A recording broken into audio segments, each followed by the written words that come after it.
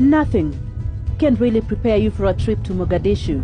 I try to say a silent prayer before takeoff, but my mind wanders off to my son's words on telephone.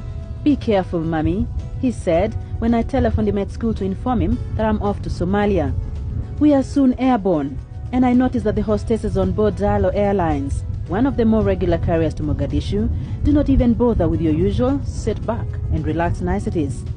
If it is your first visit to Mogadishu, the 2-hour flight from Nairobi may seem like a lifetime. We land at K50 Airport, so named because it is 50 kilometers from the capital Mogadishu. We get off the plane to be greeted by huge clouds of dust on the Maram runway. I steal impatient glances around. There are too many people carrying firearms for my comfort. I notice my cameraman David Kaigi filming from a distance, and I feel more at ease. David had to travel to Mogadishu ahead of me. The doors of the luggage compartments are flung open, and passengers cram around for their baggage in the same way you would look out for your luggage when traveling by bus. Then I see one of our guides walking off with my suitcase without a word. It dawns on me that there is no passport control office, so I follow the guide to a waiting car.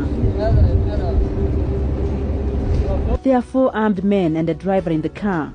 The guide instructs me to sit between the armed men.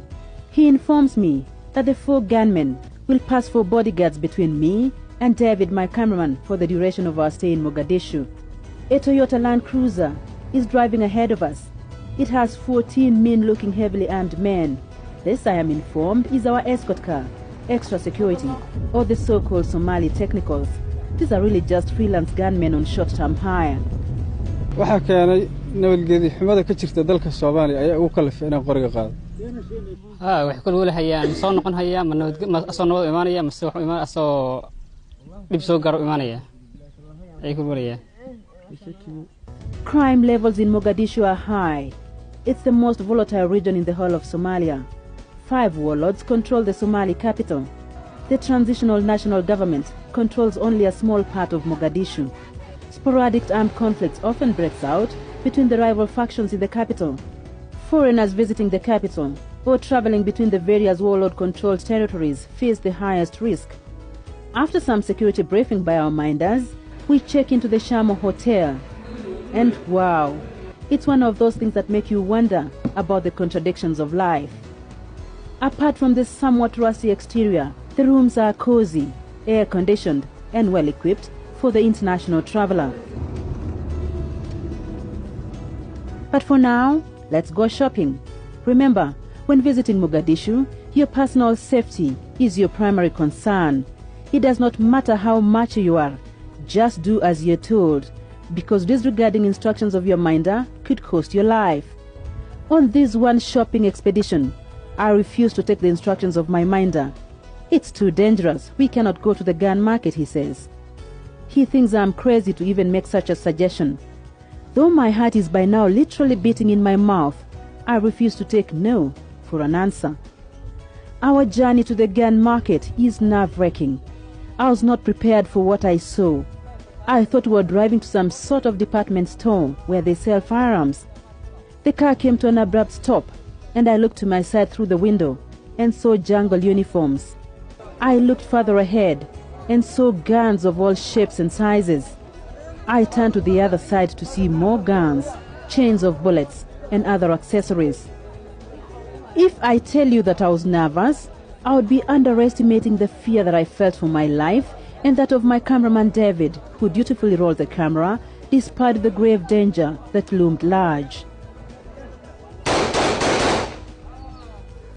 The train of thought going through my mind was suddenly shattered by loud explosions. No problem. My mind assured me that all was well. Someone had just acquired a gun and was testing it. But even before I could calm down, I heard a series of smaller explosions. Those are smaller guns, one of my bodyguards told me. At this point, I had summoned enough courage and wanted to get out of the car. No. You cannot get out of the car. It's too risky for you as a woman. To ease the tension, one of my bodyguards offered to give me protection. So we got out of the car and headed for one of the stores. Within minutes, I noticed everyone around us draw a pistol. Stay close to me, my bodyguard instructed me. his own AK-47 rifle at hand. It was time to leave. The trick in Mogadishu is to spend a minimal amount of time in any location. I later asked one of the faction leaders in Mogadishu, Omar Mahmoud alias Omar Finish, where they get all these firearms. When the Somali government collapsed, the stores of the weapons were broken by the people to collect these from the stores. And also, these weapons are in the hands of the population. And there are some merchants who bring the weapons from the neighbor countries, mostly from Ethiopia, from Yemen. We then head off to a place the locals call Fuma Mogadishu. This was the epicenter of the civil war.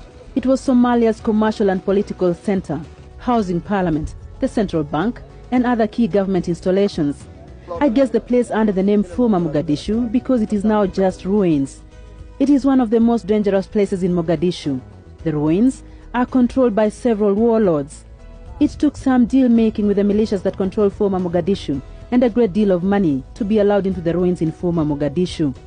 But even then, our safety was far from guaranteed. Within minutes of mounting our tripod to take pictures, we would be surrounded by impatient gunmen. Even though we had a total of 18 heavily armed bodyguards during our visit to Fuma Mogadishu, we felt so insecure we had to leave in haste. After an edgy day on the streets of Mogadishu, a good shower and a change of clothes, I retreat to the relative safety of my room at the Sharma Hotel in the north of Mogadishu, and I could be in any five-star hotel anywhere in the world, satellite television, and a direct telephone link to any global destination. The people of Somalia are willing to invest in their country even during these turbulent times. How much more if there was peace in their country? But the question is, are Somalia's political leaders as committed to the Somali nation as the ordinary people, the real victims of their power struggles? In the words of a Somali author, Mohammed Omar Osman, Somalia is a nation that has been driven to despair by these struggles for exclusive power. You only need to take a walk in Bakara Market's maze of crowded streets to appreciate the resilience and the optimism of the Somali people.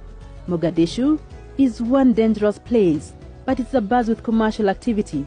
There's a diverse range of merchandise, from gold, clothing and shoes, to street corner forex bureaus.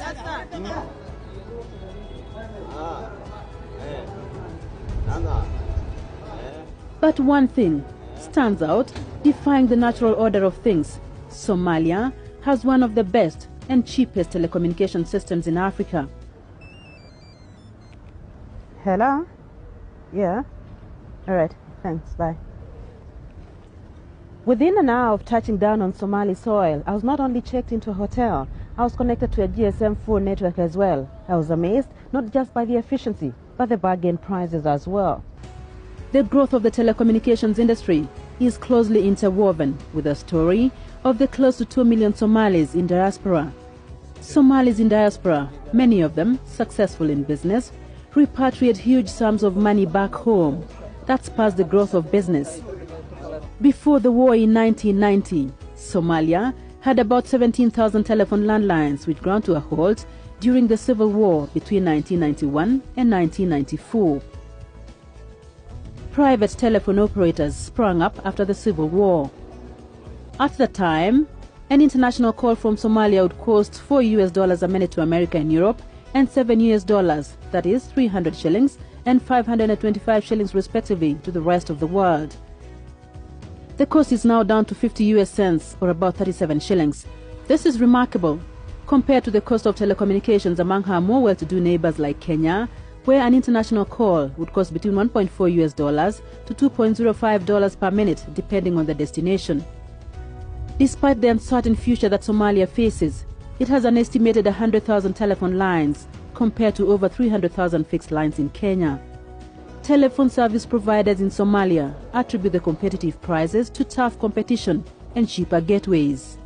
There is a tough competition in this market, and the competition is what drives the quality and bring the prices low.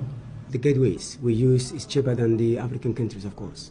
However, collection of revenue is a nightmare for service providers. Many subscribers have no fixed addresses, and the telephone service providers have to employ a large number of people to collect revenue. I adjust this situation by employing so many people that go after the customers to make them pay their bills. So we go to the market, we go to the place, to the houses, to the businesses, and do the collections by ourselves. But if the customer refuses to pay, there is nothing much the service provider can do except disconnecting the line. There are no arbitration systems. There are 3 main telephone service providers in Mogadishu: Telkom Somalia, NationLink Telecom, and Homod, which was trading as Al Barakat before the US government shut it down after the September 11 bombings in the US on allegations that it was connected to the Al-Qaeda terrorist network. Well, after close to 2 weeks in Mogadishu, we were running broke, mostly from paying for security, so it was time to head back to Nairobi. On our last day in Mogadishu, we were heading to the airport, and we made a near-fatal mistake. We decided to stop in rebel territory for a quick interview with one of our bodyguards. Just when we were folding up our equipment, I saw 3 gunmen walking towards us. I turned back to look behind us and saw another group of 3. I knew immediately that we were in trouble. A man who looked like the leader of the group sought to know from us what we were up to. He was not convinced that we were up to any good. We were just a kilometer away from the airport, with our flight due in just over an hour. The mean-looking gunman instructed us to turn back and drive to their command base for interrogation. We were ushered in by the base commander, the son of a warlord who owns an airport in the vicinity. I was relieved when he spoke to us in fluent Kiswahili. He was educated and brought up in Kenya. Apparently, the location we chose for our interview is where they keep heavy military equipment. The base commander only set us free when he was sure that what we had shot was in fact an interview. We made it to Daniel Airport in time for our mirror flight to Nairobi. I felt a heavy load lifted off my chest as we touched down at Wilson Airport. That cliché, east or west, home is best, was not just a cliché, it was loaded with meaning for me. I was really glad to be back home. I realized how much we Kenyans take peace for granted and behave in ways that come dangerously close to compromising it. And that's the flip side. I'm Farida Kone reporting from Mogadishu.